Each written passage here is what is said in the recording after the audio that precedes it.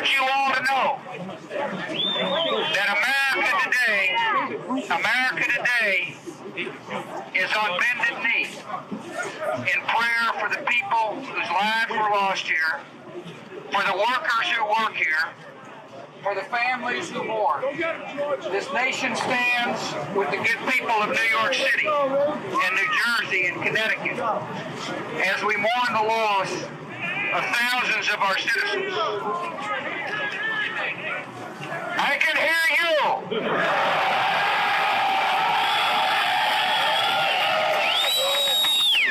I can hear you. The rest of the world hears you. And the people who knock these buildings down will hear all of us soon. And soon the rest of the world will hear from us, all of us. Did the world hear from us?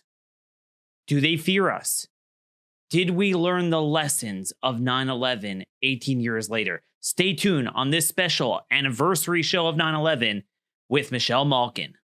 Politics without the soap opera, with unfiltered constitutional conservative truth. The Conservative Review with Daniel Horowitz. And yes, this is the Conservative Review podcast. Daniel Horowitz in the house for this very special episode of the Conservative Review podcast on September 11th, 2019. I cannot believe it's been 18 years. Oh my gosh. I mean, I've had 3 kids born since then. I've gotten married. We've all grown older. And it seems like it's just yesterday. Those of us who lived through it could remember vividly every detail. And, you know, I think it's really worthwhile for all of us to pause from everything we're doing. Normally, I like speaking about straight up, policy, what we're doing, what we need to do as conservatives. But I think it's worthwhile for everyone to reflect on what happened. Certainly the heroism, the several hundred New York firefighters who died in the Twin Towers that facilitated an orderly evacuation that's often forgotten, that, thousands more would have been killed. I remember thinking at the time, my first thought was 15,000 killed, 20,000. And as horrific as it was just under 3,000 total casualties from that day, which certainly was the most ever, surpassing the casualty toll from Pearl Harbor. But still, I think because of God's providence, there's tons of stories. Miracle on Stairwell B. It's a great documentary, great book out there. And I think it's something we have to make sure that none of us forget, the heroism of Flight 93. We could talk all week about this. But the main question is, what sort of lesson do we take out of 9/11? What are we not trying to forget? Rather than hear me talk all day, I decided to put out a very long essay today on how we didn't learn the right lessons of 9/11 on immigration. I want you guys to hear from Michelle Malkin. No better voice, I think, to hear from than Michelle. Originally, I was planning on having Michelle on Friday, just because that's what fit into her schedule. And we're going to talk about her new book, Open Borders, Inc. And then I said to myself, if you think about it, 9/11 was all about open borders. And the problems that existed then reverberate as much today as they did before 9/11. Yes, we have, thank God, successfully prevented an attack of that scale. But the terrorists have moved on to civilization jihad, to these singular, low-scaled attacks, but cumulatively, they build up between immigration, terror finance on our own shores, the Muslim Brotherhood networks that we refused to go after during their genesis stage, that really started with the assassination of Rabbi Meir Kahane in 1990, and then the first World Trade Center bombing in 1993. A lot of those cells, they were in America, and we did nothing about it. We have cells in America today that we refuse to do anything about. We have brought in 2.2 million people, by my count, from 47 predominantly Muslim countries since 9/11 through the first quarter of 2018. You could see here the chart that we have here listing country by country. These are the number of green cards issued. We've issued roughly the same number of student visas and other long-term visas, roughly 150 to 175,000 Muslim green cards a year to predominantly Muslim countries, roughly the same amount of student visas. And we forget what happened on 9/11. The other comparable day that will live on in infamy, December 7th, 1941, the Japanese military attacked Pearl Harbor. That was a military attack. Tremendous amount of military assets went into that. And we needed to build up a tremendous amount of military assets to defeat that. And we did it with full resolve, full clarity of mission, no holds barred, and no political correctness. On September 11th, 2001, we were attacked in a very different way. It was through our immigration system. It was through people that should never have been let in the country, that had nothing but box cutters, and who got help and coordination from people who should have been on our radar already in America, like Anwar al-Awlaki, who bought plane tickets on and off for some of the hijackers. Not only were these people not arrested on terrorism charges throughout the 90s when we should have been dealing with this, these people were viewed as Muslim community leaders by our government. Anwar al-Awlaki, even after 9/11, this man was holding chaplaincies and prayer events with Muslim staffers on Capitol Hill. This man in April 2002, just months after his disciples flew planes into the World Trade Center and the Pentagon, this guy was at a luncheon invited by our government in the Pentagon. It's immigration. It's the Muslim Brotherhood networks we allow to fester in this country. It's the terror finance, as Derek Maltz, our friend from SOD, you got to follow him on Twitter, former DA SOD head, Special Operations Division, the nexus between immigration, criminal activity like drugs and contraband, and terror finance. That's what it is. Immigration, terror finance, Muslim Brotherhood networks in America, Homeland Security, making the right alliances and going after Turkey, Iran, and Qatar, those funding terrorism with soft power, tools of statecraft, and then preserving our military for strike and maneuver, not hold and build and nation build and own Islamic civil war dumpster fires. We have done the exact opposite the last 18 years of what we should have been doing. We go overseas, fight their wars, and then bring them in record numbers of immigration to our shores. The problem is here at home. The front lines are our immigration system. It's the subversion happening in America, the civilization jihad. That's unfortunately at this stage that we already let in. It's an FBI issue. It's a Homeland Security issue. It's not a military issue. But yet we've had 5,000 plus soldiers die, 50,000 or so injured, trillions of dollars spent on Afghanistan and Iraq, which actually weakened our position and has nothing to do with it. Yes, we needed something to bomb and retaliate in the aftermath of 9/11. But we should never have owned them, that like it's incumbent upon us to get caught, have our heads chopped off trying to build their own territory for them. No. We've talked about this a lot, and I know I've mentioned a lot of very heavy issues. I want to build on this in the coming days. But before I go on, I want you to hear from Michelle Malkin. So Michelle Malkin does not need an introduction to this audience. You guys have known her for 3 decades from her writings, from her TV appearances. One of the few steady Eddie hands in this movement that is always relentlessly focused on the issues and on what matters. There is no better day to have her on than today. 9/11, as we mentioned, was all at its foundational level about open borders. Remember, we have a lot of problems in this country, but even on its worst day, we would prefer this country to all of the vices that we see in the world, whether it's poverty, whether it's crime, whether it's gangs, whether it's drugs, whether it's health concerns, and yes, whether it's terrorism. When you have an open border, you are truncating that boundary, that safe space for America from the rest of the vices of the world, and you're bringing it in. That's why there is no greater force multiplying way to destroy a civilization than through irresponsible immigration policies. And that really is the lesson of 9/11. So with us today is Michelle Malkin, out with a new book, Open Borders, Inc. We're going to put it up in show notes and on the screen here as well, so you can see where to buy it at Amazon or elsewhere in all bookstores. This is really the blueprint. Hey, Michelle, thanks for joining us from your hotel room.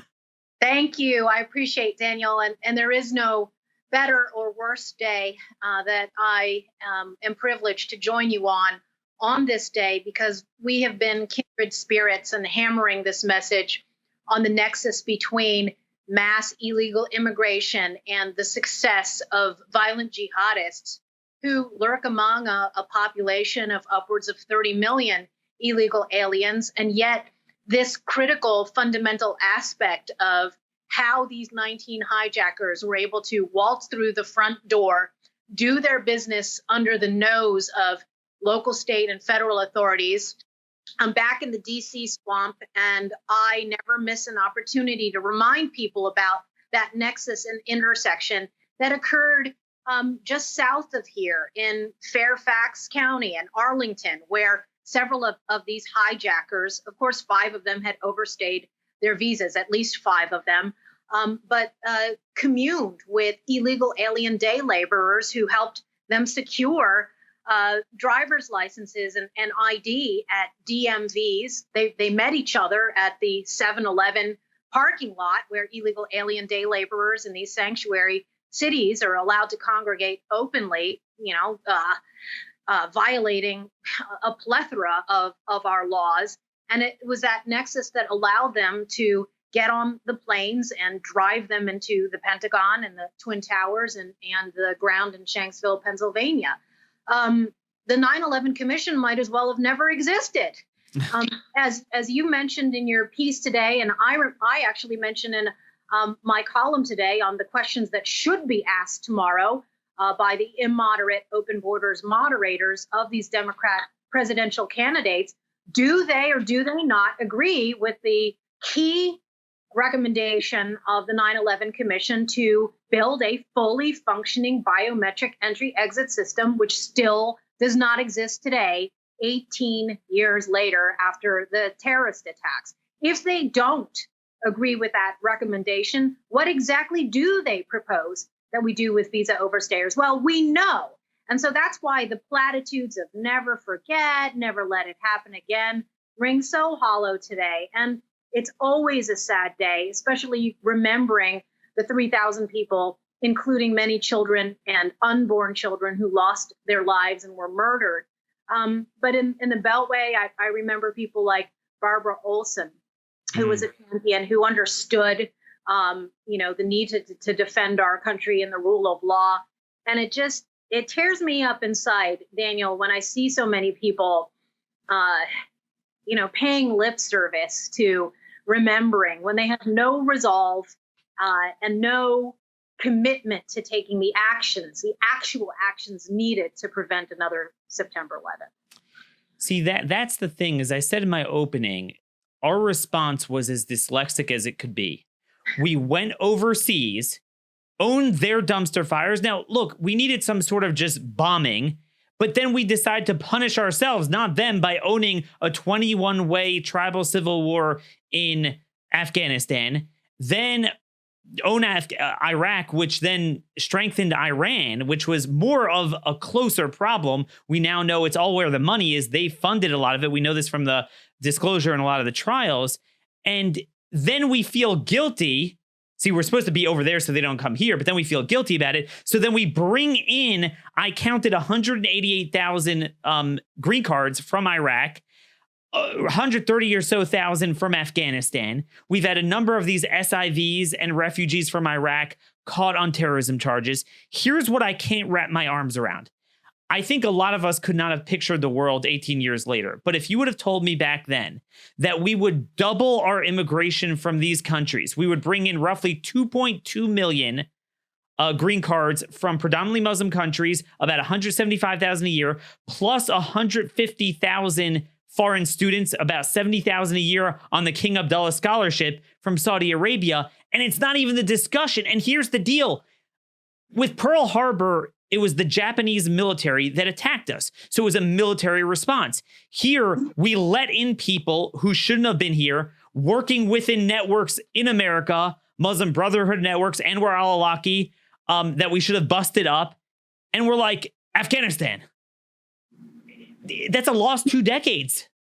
Yeah, I agree with you. And then, of course, the ultimate perversion of lessons learned is not simply to forget the lessons you should have learned, but then to turn them completely on their head. Did you see, we haven't talked about this, but did you see the piece in the Washington Post from all these military leaders opposing the Trump plan, floating, perhaps what we should have done? I mean, I'm not now they're saying perhaps we should get as close to zero on the refugee numbers as we can, perhaps, right? It's so frustrating. It's like, just do it. But no, we have military leaders telling us that it is a threat to our military and national security if we don't jack up the numbers and keep them as high under the Obama administration, when, as you say, many of these translators that they're telling us are so fundamental to our safety are being imported to our country to plot jihad and stabbings and build bombs here on American soil to kill American people. Okay, Michelle, let's get to the 800-pound gorilla in the room. There's no PC when we're talking to each other, so let's just go the non-PC route. Even those of our friends that are willing to broach this issue, they use the word vetting all the time. But here's what they don't understand. Here's what I'm not understanding why we can't talk about this. So if you bring in small numbers over a gradual period of time, and you don't have subversion Muslim Brotherhood organizations, you have more of Zuhdi Jasser types that are considered Muslim leaders in the country, you could hope that they'll assimilate and we won't have any problems. But if you bring in several million and they cluster in these neighborhoods, we have, as I write in my piece, we have in the Somali community in Minneapolis, where the U.S. attorney from Minnesota, as well as a Democrat-appointed judge, they said that the tentacles are spread wide in the community. There's a terror recruiting problem. It's pervasive. So it's not just a number of people that are going to go kinetic on you, that are going to be the kinetic bombers, but there's rings around them of friends and family, not always, but often, that support that mentality, that foster it. It's in the education system in their schools. It's in the mosques.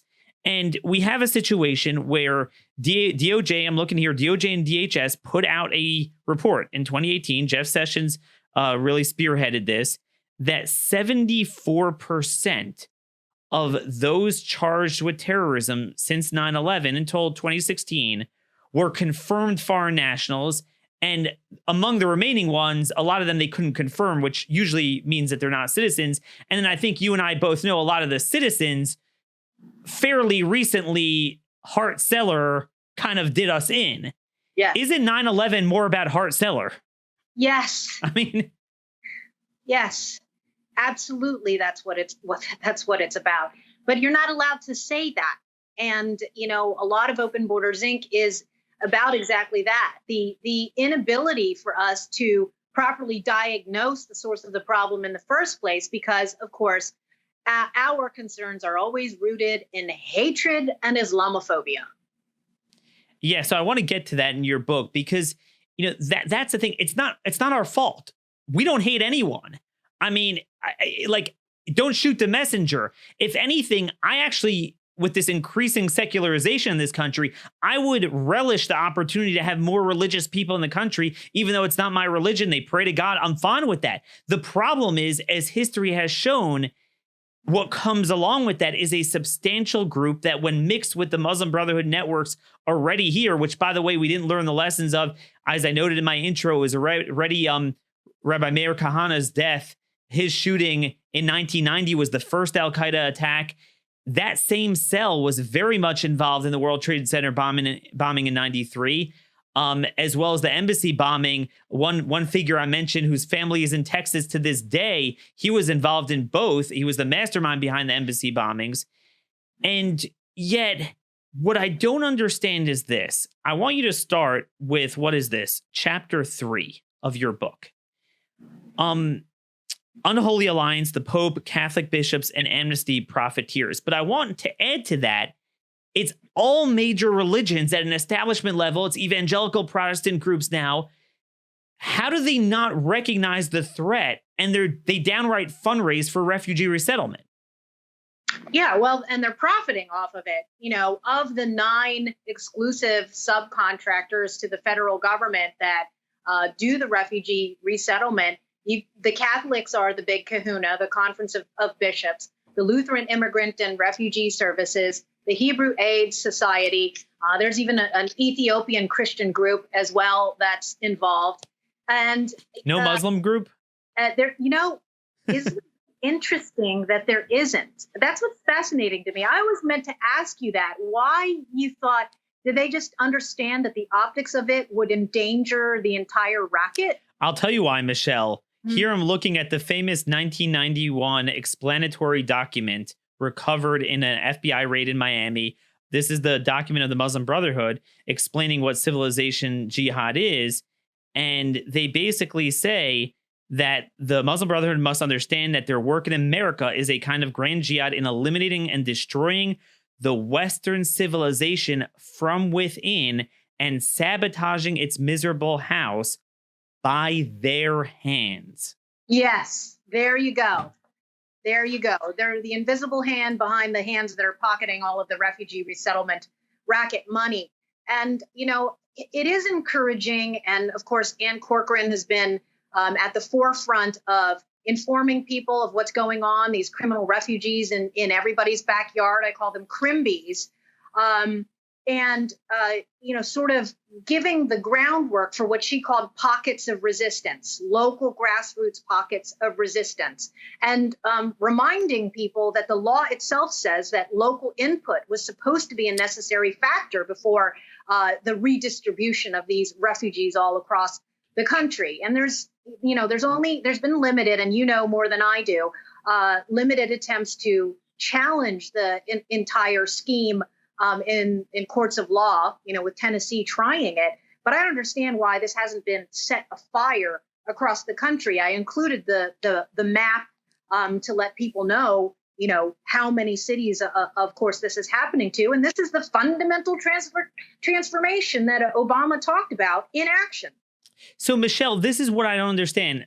I'm glad you brought that up. And by the way, folks, that is chapter 4 of the book, is on refugee resettlement. And I want you guys to understand, I have written copious columns and shows on this issue. If you want to kind of coalesce the most up-to-date data, narratives, stories, cases, a lot of you are asking me, I'm missing this data point. I get a lot of emails.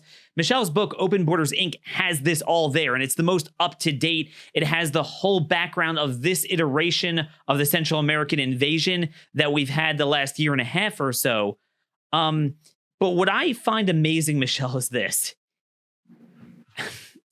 I feel like we've regressed. I feel like back when you were leading this fight in the 2006 amnesty that really inspired me to get involved in this issue, we've had a lot of voices. We've had people calling the balls and strikes.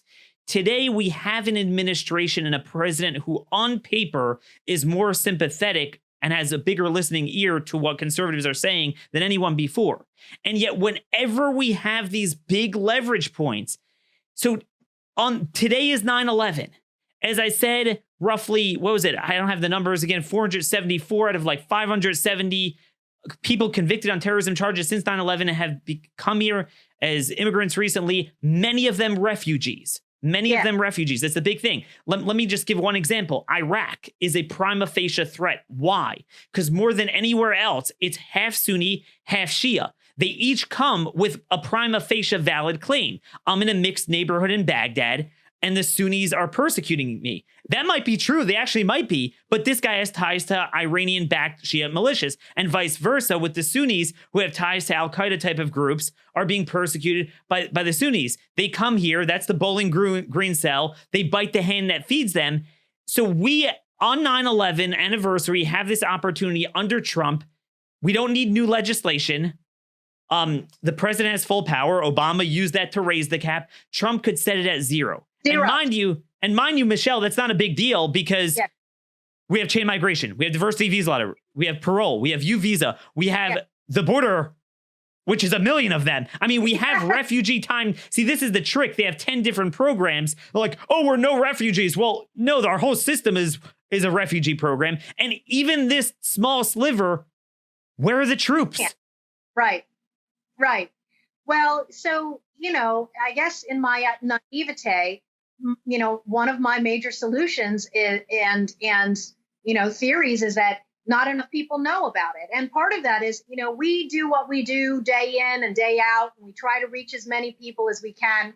But for the most part, the big focal centers in the so-called mainstream media, whether they're left or right, don't focus on this issue. They don't have a laser-like focus, and they're putting out junk food instead of the nutritional value that we are offering.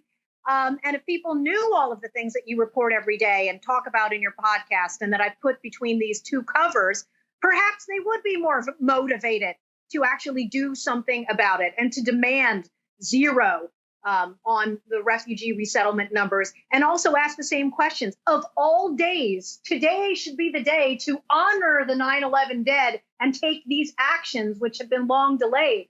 It is such a paradox. And I mentioned this in the introduction of the book, because it doesn't seem to make sense to rational people that at this, and I just want to read from it. It may seem paradoxical at this pivotal moment in American political history, with a president in office who is more vocal than any other on fundamental issues of sovereignty and self-determination, that America First voices are being stifled, squelched, silenced. And this is the other problem, is that, I always wake up and I wonder, well, when is the plug going to be pulled on me? I mentioned Ann Corcoran. She had her Refugee Resettlement Watch blog, which was on the WordPress platform, just completely killed off, just overnight. My blog is on WordPress. How do I know? I never used to have to worry, Daniel, that it just might disappear like that at a drop of a hat.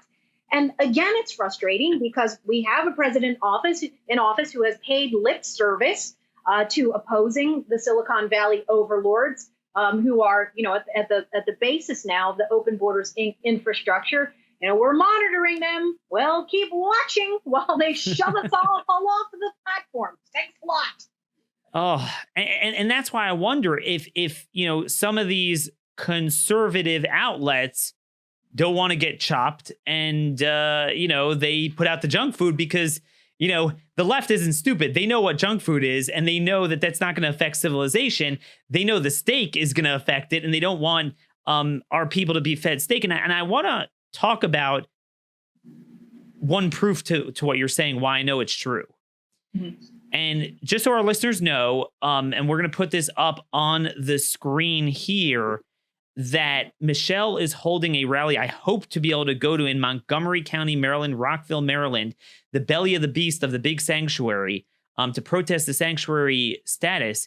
And I will tell you, folks, a little bit of sunlight, a good ABC reporter, some of us piled on, and they are shaking in their boots. Now, the Democrat Party cannot lose in that county. It's a one-party county. But still, this is such a toxic issue. They're saying, oh, we're getting death threats. This is terrible. When people actually know about it, and I don't know if I'm supposed to report this, but I'll say it anyway. Today, they are sitting down with ICE very quietly. I don't know what will come of it. Imagine if we did this times 100. Yes, exactly. Well, you inspired me with the piece that you wrote after the American flag came down at the Aurora ICE facility. And, it took 2 months before somebody finally did something. And I did it on Labor Day because that's the day when most people are off. And I did not want to have the excuse of a lot of conservatives that, well, we have the day off and I mean, they say, well, we can't do it on any other day because we're working, unlike the Soros people. And 200 people showed up. All it takes is, 200 to spark a movement, to have 400 or 600 or 1,000. And a lot of times it does take external pressure. And, from what I understand, a lot of the groups that were working inside Montgomery County have been wanting to do something like this. And so, maybe it's just sort of a providential intersections of these wins all coming together for Friday. And so, great. I'm glad to hear that, Daniel, that, they've now been shamed into talking to the people that they think are the ones causing problems in their county in the first place. It's ridiculous. I mean, this is what I don't understand, that the Democrats cannot survive sustained trained fire on this issue. They cannot, because it's 100% indefensible. You are taking known criminals of other countries that could easily be removed, and you never have to deal with the recidivism that we always have to deal with from all criminals. And every crime is avoidable. And we know it's not just, any group of people. There is a particular proclivity for drunk driving, certainly drug trafficking, and child sex offenses. They could kick and scream all they want, but the narratives will always be there. The data will be there, although it's not published, but certainly the arrests are going to be there. If every Republican in their respective states and districts would bang on these cases as much as the Democrats banged on mass shootings in pursuit of gun control, we'd have a different country. But I don't see, except for the USCIS director, Ken Cuccinelli, I don't see anyone in the admin or in Congress really doing this. Yeah, that's right. I mean, we need some sort of political Ritalin to inject into the Beltway swamp drinking sources to get people to focus. And again, it's that cognitive dissonance. I mean, everybody's wearing their 9/11 ribbon today, right? And going to a ceremony. And then they turn around and I wrote a column 16 years ago called Spitting on Their Graves. To talk about the hollowness that has pervaded pretty much every September 11th commemoration in the political culture. And we can change that calculus. And I think that public shows of support for ICE are part of that.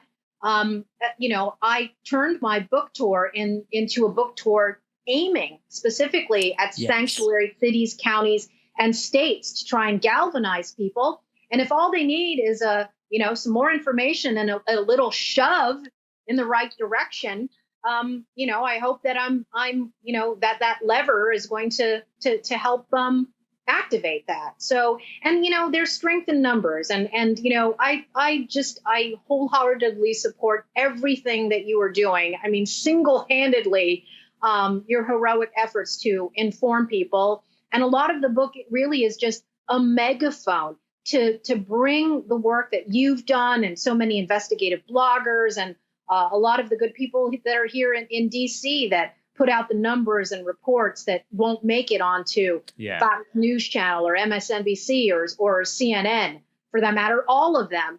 And I pay homage and tribute to all of you because, again, I just think the synergy of what we're doing is how we're going to reach that tipping point. And I think that's the difference with other books. The book is the end to itself. Oh, I want to take a selfie in front of the carcass of America. That's really what the conservative movement has become. This is really a call to action. And, part of that call to action that I think is so important is explaining how we got here. And this is one of the two big questions that you deal with in the book. And I got my big binder here from your publisher. I have the book in the mail coming, so I still got to flip through this. It's just getting stuck here in the binder. But you have chapters dealing with the money sources, the organizations. What a lot of people are puzzled about is this: what's going on defies logic. Meaning, even if you account for liberalism, so you've always had politicking and favored special interest within Americans. Okay, this industry is favored, this race, this group of people. But the notion that our government would care 100 times more about foreign invaders than all Americans, right, left, any race, anything, would defy logic. And indeed, just in my young career or small time doing this, the shift is unbelievable. We talked about the 9/11 Commission. None of us viewed people like Jamie Gorelick as even moderate Democrats, right? They would have been viewed at the time not as a Southern boll weevil, but as a liberal Democrat. But then we talk about Harry Reid in the 90s, Barbara Jordan. They wanted socialism, but not for the rest of the world. They didn't want to destroy their civilization. And yet now we can't even get people who are regarded as conservatives to stand for 80-20 issues in any sustained way. How did that happen? Yeah, I mean, is that something for the field of political science and history, or is that psychology? Is there some sort of psychological condition that has turned all of these people who have sworn oaths of office to protect and defend the Constitution and its laws to elevate foreign interests above, our own national interest? I don't get it. And just a small example of this, that Federal Reserve program that I report on, and it has been known, Judicial Watch has been litigating to try and get information about it for years. But the Directo a Mexico program, which is basically the Federal Reserve's attempt to cut into the billion-dollar remittance business, banking on illegals. The idea that we have the Federal Reserve running recruitment programs for illegal alien financial customers, throwing parties for them and having, basically like festivals and balloons and carnival games for the children of illegal aliens so they can sign them up for Directo a Mexico, which still exists. I mean, this is just, it is mind-boggling beyond belief that these suicidal tendencies, civilizational suicidal tendencies are not just like a bug. It's a feature of American life. And that's where I really think the left turned the corner. They always had the cultural institutions, academia, the media, but when they got big business on board, and it's true of a lot of their cultural Marxist issues, but certainly with immigration, that's really where they embedded everywhere, because they seem to have money to litigate every last illegal in every state, every time anything our side wants to do, they immediately have a lawsuit. Yet our side, we don't have all the resources put together to have one sustained fight. So how are they so quickly able to get these caravans together and then concurrently the legal jihad in order to sustain that? Yeah. So I list, the dozens and dozens of organizations that I call the members of the Illegal Alien Lawyers Lobby. And you are well familiar, not only with the ACLUs of the world, but the Center for Constitutional Rights, the Center for Popular Democracy. And of course, largely it's because every single law school in America is on alert. They're like on call, like emergency room doctors. To provide the Know Your Rights clinics, to file briefs at the drop of a hat, your Al Acholados that are right there at the border, working binationally. And then they're plugged right into the Open Borders reporters who regurgitate their briefs as news, and all of the Hollywood types that are raising money for them.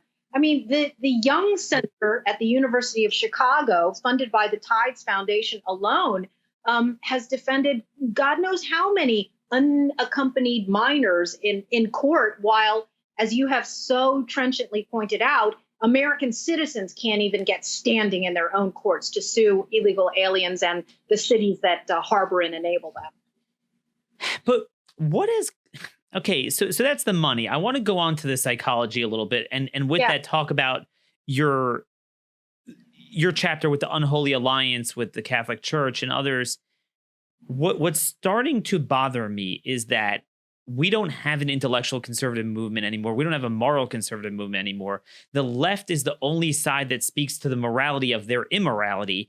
And our side seems very confused. You have groups and people that are even considered conservative evangelical leaders on other issues that somehow I guess George Soros is a very moral person. I mean, he seems to be right. They keep saying, so every time cartels shoot at our agents, they get in horrible people, endless child sex offenders. Oh, and he was previously deported. Well, that means he came back in. That means that is a humanitarian crisis. We got to stop that. But no, there's no sense of urgency. But the minute something happens for other people, I spoke about this a lot on yesterday's show. We're seeing it now with the Bahamas. Whatever happens anywhere in the world, any place, anytime, poverty, war, it could be natural disasters, whatever it is, the answer is always mass migration, and it's always to the U.S. And what I never understood is, I think I'm a pretty religious person. I mean, it is a very important part of my life, and charity is an important part of my life. I give 10%, I tithe. And there's a Jewish saying that charity starts in the home, and you can't screw your kids and your wife just saving the world. That has to be prudently done in a balanced way in addition to it. But this, by a factor of 100, they are not our parents. They are our servants. The assets of the United States government do not belong to them to give away. That is not moral, but very few people seem to understand this anymore. Yeah, it's a great point, Daniel, and I puzzle about it as well. And I recall that there was a column that Maureen Dowd wrote about during the Bush years when Code Pink was really first coming to the fore. And you'll recall this phrase.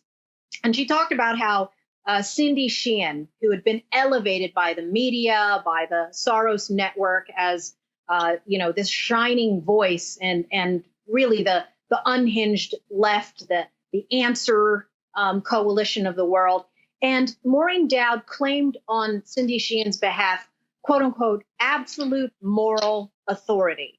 And so conferring upon this mother who had, just the worst kind of Bush hatred and anti-American hatred, absolute moral authority. And ever since then, of course, the only mothers who get the absolute moral authority card are mothers who do, furtherance of the cultural Marxist agenda, the open borders agenda. And this is why angel moms will never be able to take the stage and absorb all of the adulation and respect that the Cindy Sheehans and the Jersey moms and every last illegal alien mother of a child who's photographed by Getty Images open borders propagandist John Moore.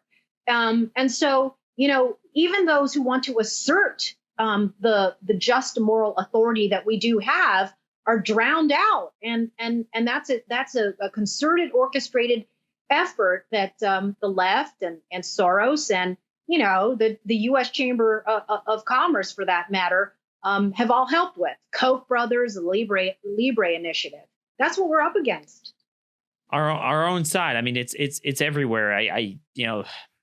Soros and Kochs, I think, if nothing else, demonstrates the unibrow. That's what it is.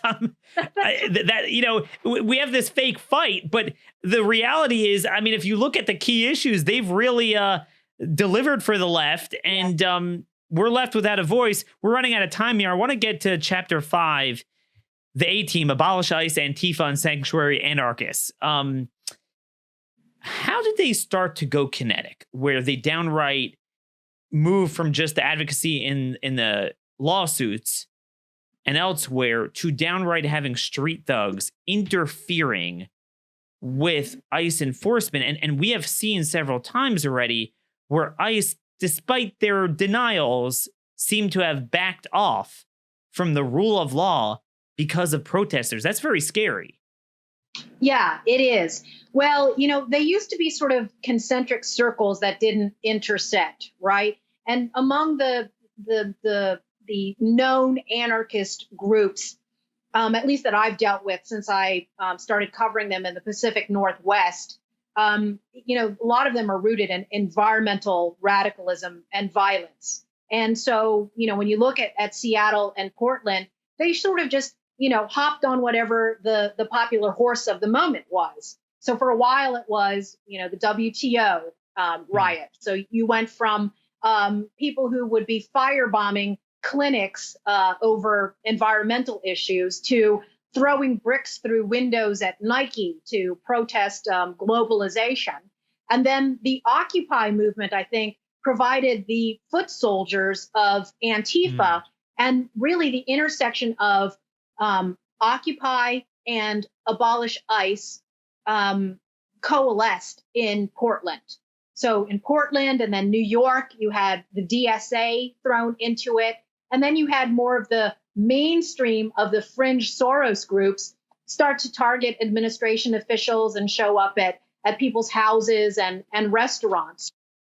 And now, of course, you've got shots being fired in San Antonio, Molotov cocktails being thrown into CIS offices in Florida. And that's all going to be ramping up between now and Election Day. And again, I think it was really the impetus for me to say, to practice what I preach. And it was that chapter and your call to arms that motivated me to try and be the catalyst for people to show up on the street so there wasn't a vacuum anymore. We've got to be the men and women in the arena. Exactly.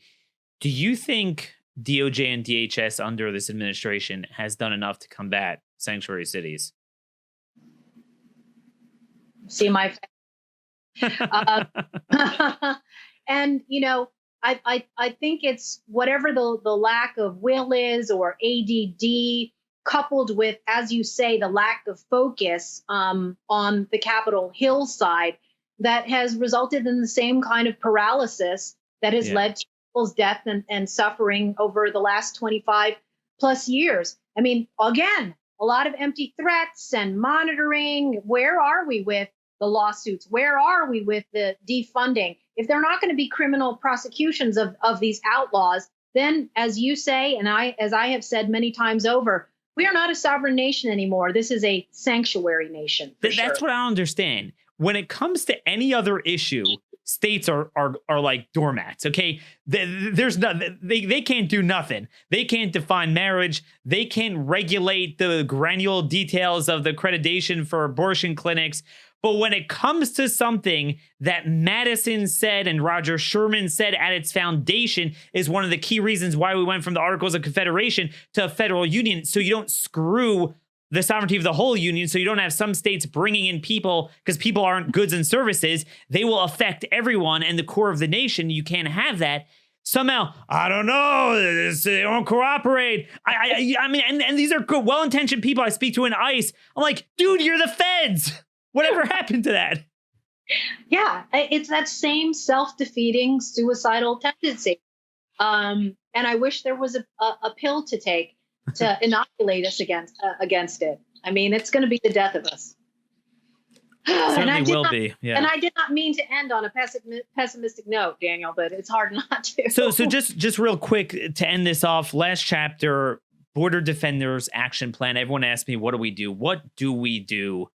How do we build a movement? And could you answer together with that a little long term? Because I think part of our problem is that the advent of social media has made our side not think past 10 seconds. What does a post-Trump world look like? Meaning, where do you see this the next number of years?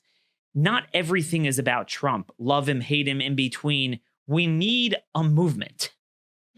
Yes, we do. And we have talked about this. And I am not a political organizer. And so, you know, I'm doing what I can, where I can, to use my platform to inform people, to educate people and push them in the right direction, I hope. And, you know, I mean, this is a long answer, even though we have a couple of minutes left.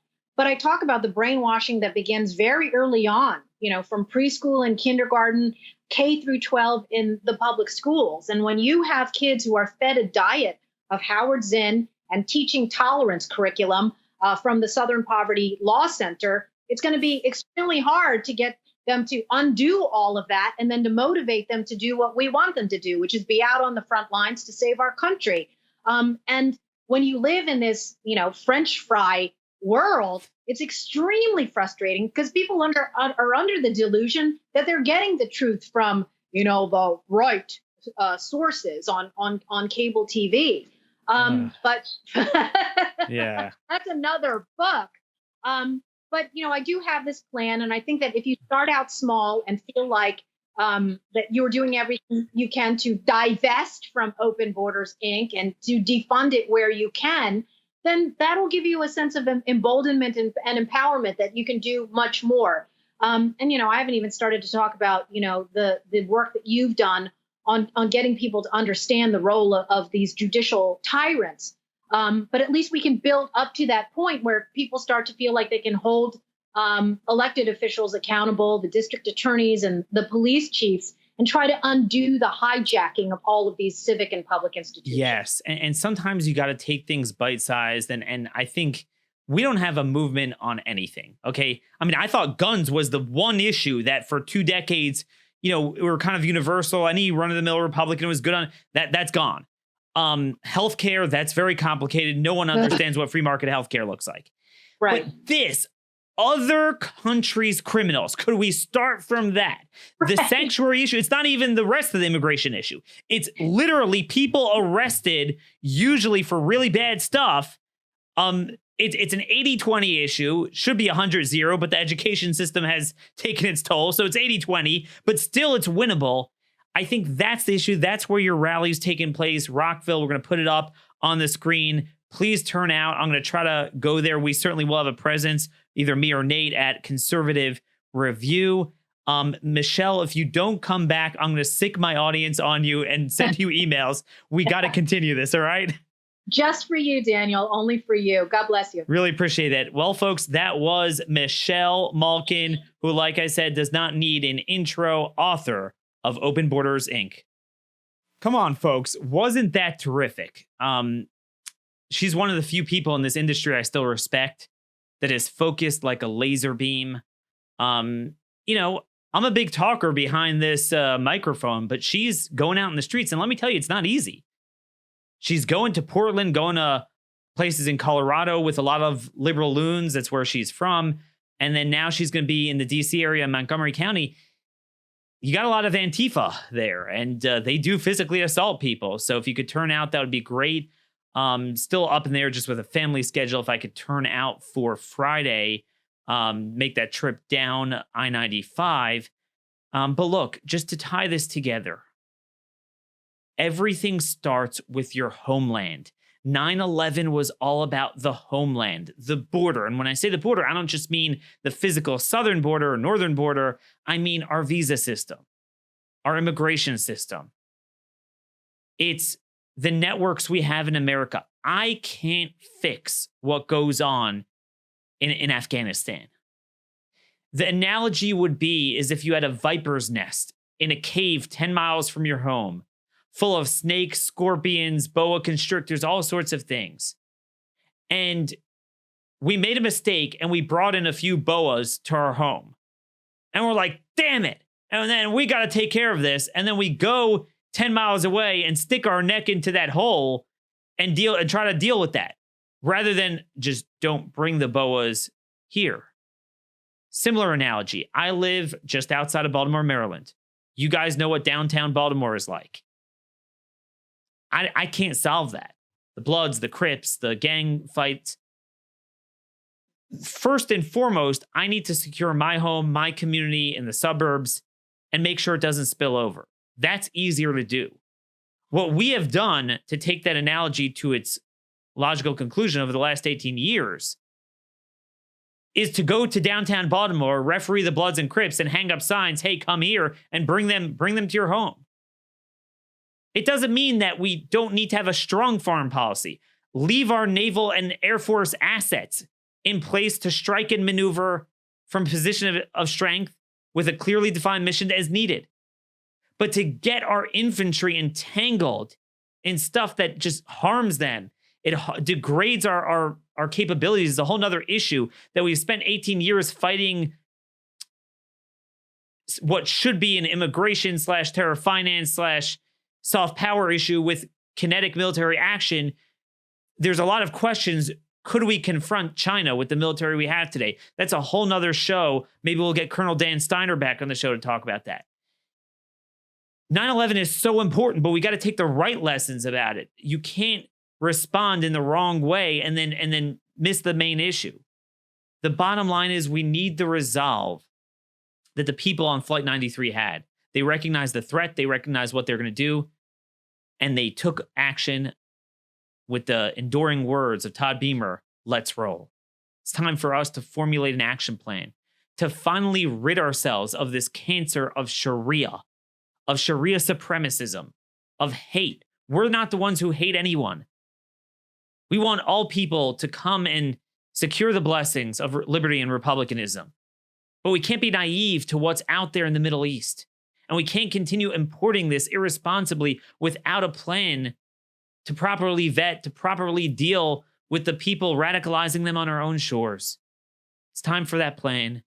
Let's roll. Let's never forget the memory of those who died, the brave actions of the first responders, firefighters, police officers on that day, the sacrifice of our military, however ill-advised some of the political calculations were and the decisions that were made.